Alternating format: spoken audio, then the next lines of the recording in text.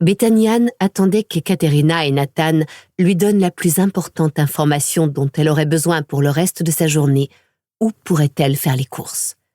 Au cours des 8 derniers mois, elle s'était attendue à mourir, avait été présentée à un vampire, avait subi des manipulations génétiques et avait bouffé des gens. Alors certes, elle avait dormi pour le plus gros de cette période. Pendant son sommeil, son symbiote extraterrestre avait modifié son corps.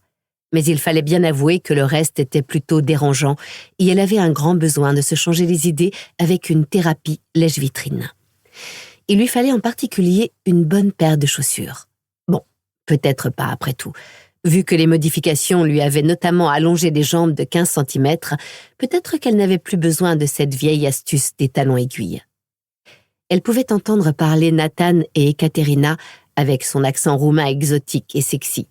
Le garou et ses airs de beau mec ne seraient bientôt plus sur le marché si Ekaterina ne gaffait pas.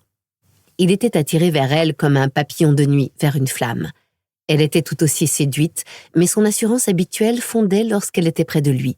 Elle se remettait sans cesse en question et s'inquiétait que Nathan ne s'intéresse pas à elle. Ses doutes lui cachaient l'évidence. Mais ce n'était pas le problème de Bethany Ann. Elle avait besoin de porter des vêtements autres que ses chiffons mal ajustés.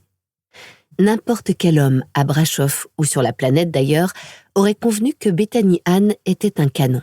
Des cheveux noirs, un corps stellaire et souple, la plupart des mecs auraient eu du mal à ne pas la reluquer. Ils sentiraient les yeux de leurs épouses ou petites amies les surveiller de près. Et les 2 hommes dans la pièce l'avaient vue au pire, pas dans le sens d'une mauvaise coupe de cheveux, mais plutôt dans le sens de yeux rouges, crocs acérés, visage et mains ensanglantés, tueuse de loups surnaturels et buveuse de sang. C'était le genre de truc à couper les envies de n'importe quel mec, outre les plus sociopathes. Pas étonnant qu'Alexis et Nathan ne s'intéressaient pas à elle de cette manière.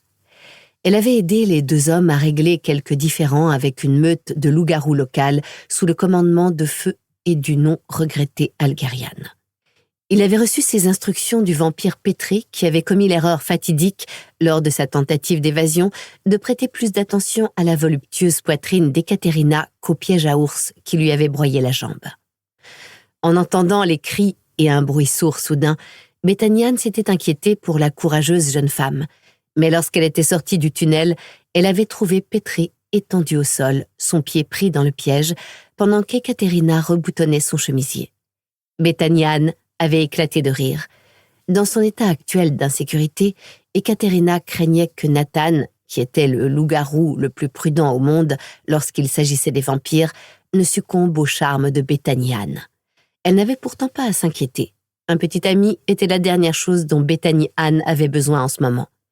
Elle n'avait vraiment pas le temps d'avoir un petit ami, ni même un ami tout court. Tout ce qu'elle voulait, pour l'instant, c'était une bonne paire de loups-boutins. Elle avait besoin de se sentir femme, ne serait-ce que pour un petit moment. Sans tenir compte de ses capacités, elle avait l'habitude de projeter l'image d'une femme confiante derrière une armure constituée d'un sac à main Coach, une paire de loups-boutins et un costume taillé sur mesure. Rien de tout cela ne devait porter la moindre tache de sang, contrairement à la plupart des vêtements qu'elle avait portés ces derniers jours. S'ils ne se dépêchaient pas à lui dire ce qu'ils avaient trouvé, elle commencerait à marcher vers le centre-ville et pitié à ceux qui se mettraient en travers de ses efforts thérapeutiques. Ça n'aidait pas qu'elle ne comprenne pas un mot de roumain et que Nathan avait décidé d'améliorer son roumain pour Ekaterina. « Lèche-cul », pensa-t-elle. Revenant à l'anglais, Nathan attira son attention en fermant le portable sur lequel ils avaient travaillé. « Bon, nous pensons que tu devrais commencer au centre commercial Corésie, au nord-est de la ville. Tu pourras t'équiper dans des magasins de luxe. De là, tu devrais... À ce stade, le visage de Nathan prit une expression suggérant que son sens de l'autopréservation venait de se manifester. Il avala le commentaire qu'il avait été sur le point de faire et lança un regard à Ekaterina. Il était assis à la table où il avait travaillé avec la Roumaine debout derrière lui. Bethany Ann trouvait tout ça très drôle. Selon Nathan, tous les autres vampires au monde étaient des durs à cuire hyper susceptibles. Elle ne se croyait pas aussi chatouilleuse. Oh, elle avait un sale caractère, certes, et elle était connue pour avoir botté le cul de quelques mecs, voire plus, mais elle ne ressentait pas le besoin de zigouiller la première personne à l'offenser, comme Nathan semblait le croire, juste parce qu'elle était devenue vampire.